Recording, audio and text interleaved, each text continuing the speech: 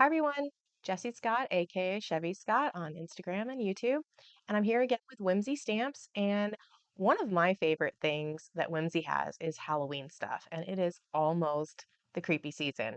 But I also have a friend that likes Halloween all year round, and it's her birthday, so I'm gonna get out some supplies. So I'm actually grabbing this is the slimline.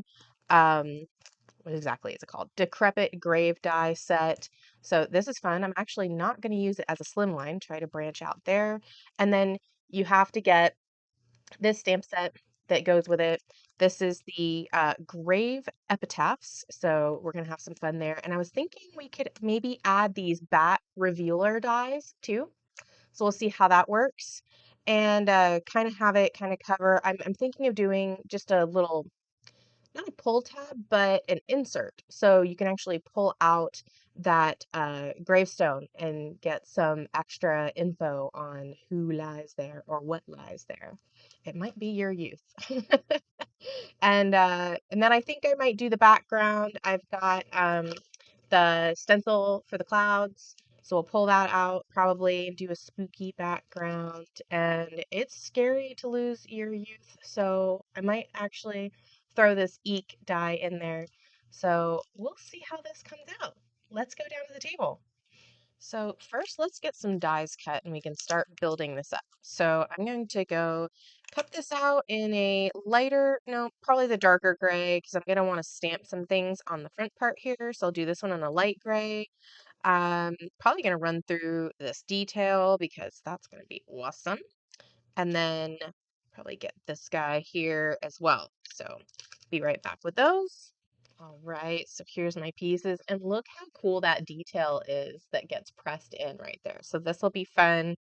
And then it looks like this kind of lines up like here.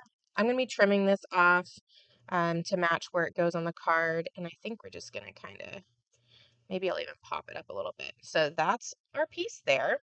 And then let's get these other dies cut. So I think I want to have an A2 card base. So let me grab that. Okay. And so if I put this here, like I'm going to put it all the way to the top, use the full length here. And then I want to have a fun reveal. I think we'll want the 4 bats. This one only has 3. And then kind of have it coming across here so you can't read it, and then you'll know that you should pull this out here. So let me grab that. And then also, I think I'm going to do this.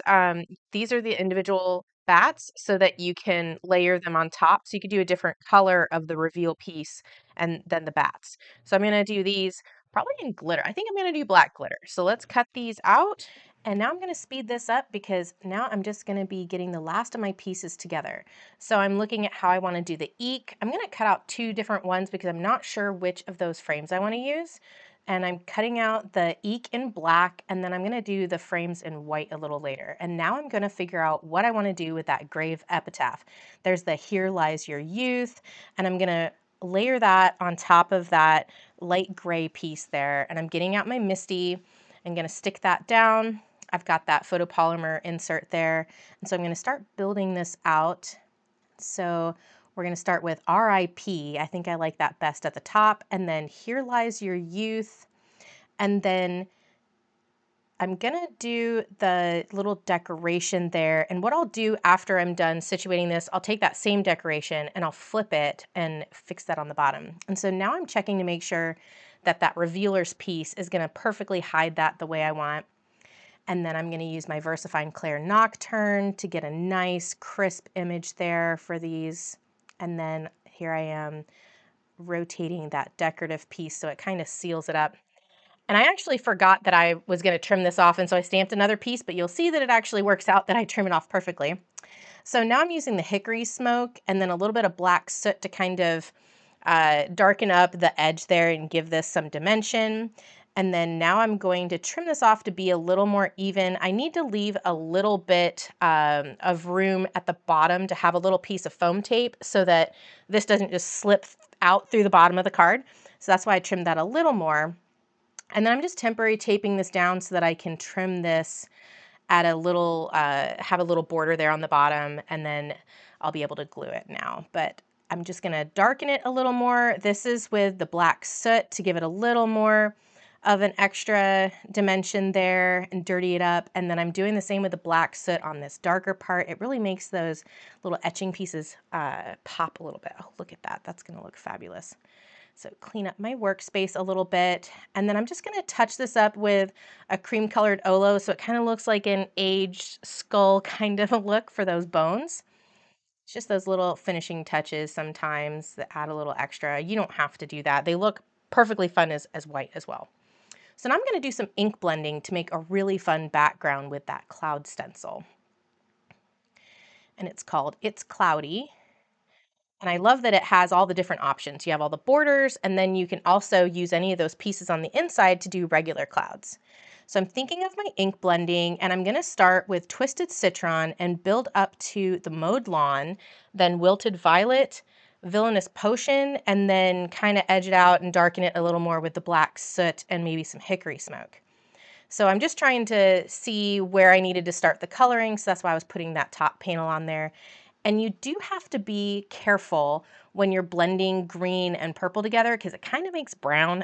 So you can see me trying to work that and keep it bright enough, and it's going to work out because we're going to go over this with the clouds and it's going to draw away from how the blend isn't super smooth.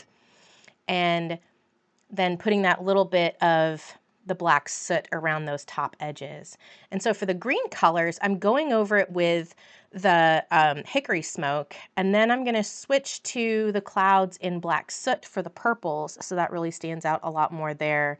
And it kind of looks like the same shading, but I'm actually going darker, and it's working up with those colors. Oh, this is just looking so good. Love that there's so many different options. And then I'm going to use a water spritz just to kind of give it a little more interest. But yeah, that stencil's super awesome to just kind of rotate around and get different cloud looks as you go around.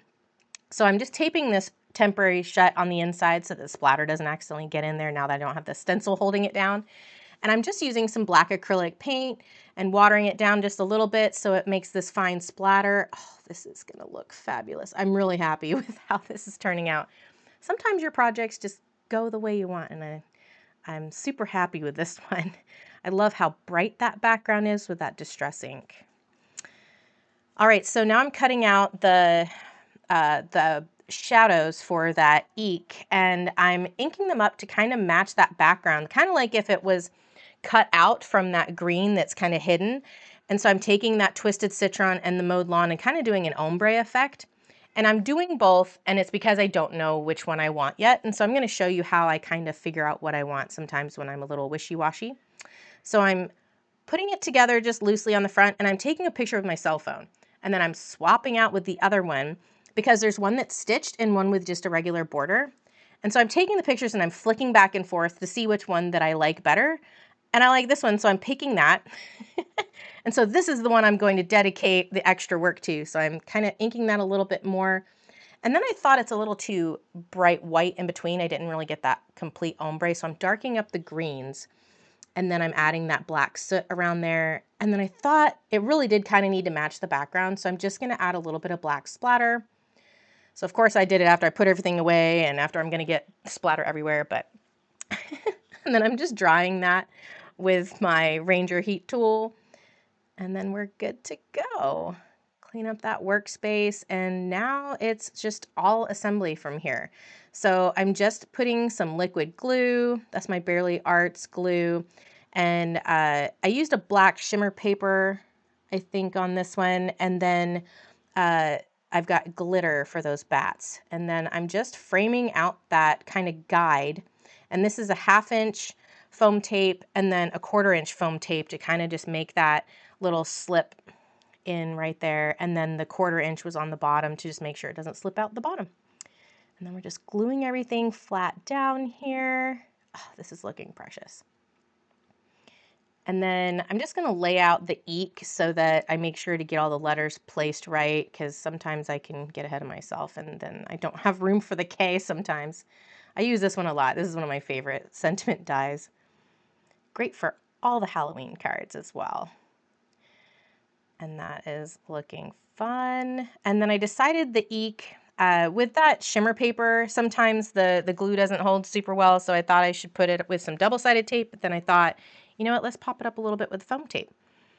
And then I'm just peeling off all that foam tape, and then I left on a little strip just so I could get it lined up and then just pull it off at the end. And then now it's got that little pocket. And then I didn't say happy birthday yet, so so I'm taking out the simple sentiment strips and I'm going to put that on the inside. So I've got the happy birthday, and then because I am saying that, you know, your youth and all that, rest in peace, I did add the age is just a number from the same stamp set.